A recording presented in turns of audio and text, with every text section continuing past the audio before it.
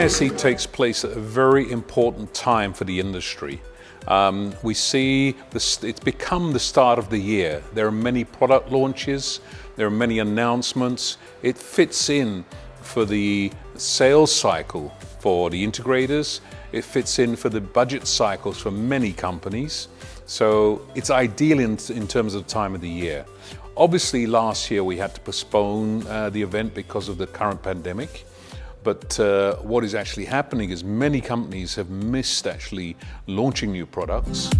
The mobile platforms, and particularly 5G, is making it possible as a platform or transport system for AV solutions.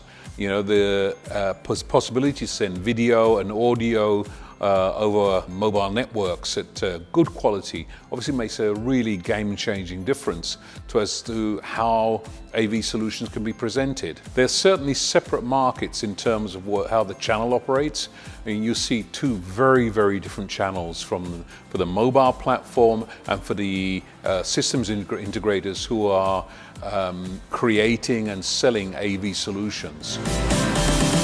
The importance, emergence in the last 18 months, particularly of unified communications and conferencing solutions, has really shown that AV solutions work on mobile platforms as well. How many of us are using Teams or Starleaf or Zoom on mobile rather than traditional internet platforms? In the same way, you'll see that the mobile business is using AV.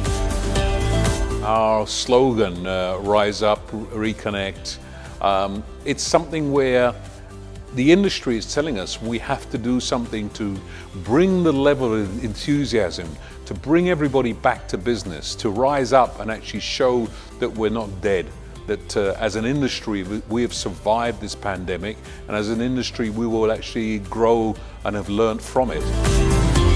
There are two things which happen at ISE. In terms of what you see and what you learn and what you hear. One part is what our exhibitors present and show, and the other part is what we as organizers do.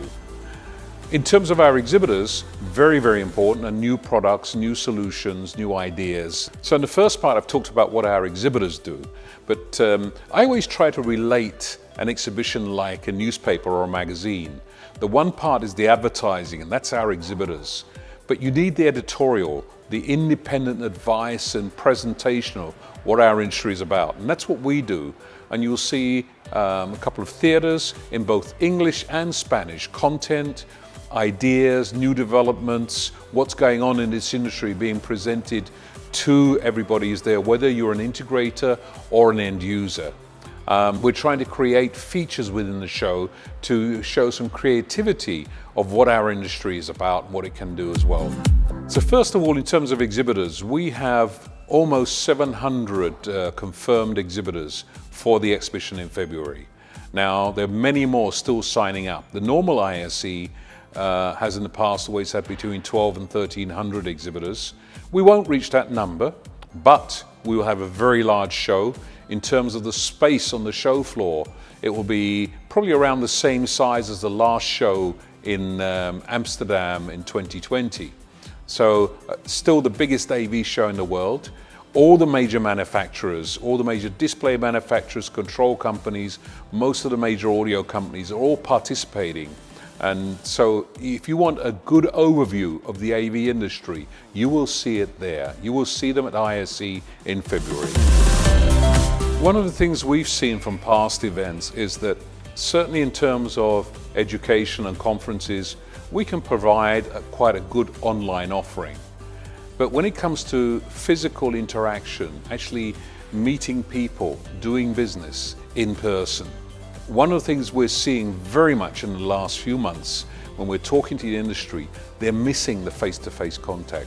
They're missing the personal connection that they've had in the past. And this is something that we have no concerns about bringing people back to shows. Yes, we know people are still nervous, and we will do the best to actually manage the safety and health and security of people coming to the exhibition. But we also realize everybody wants to get back together. We want everybody to rise up, reconnect, and ignite the future in Barcelona in February 2022.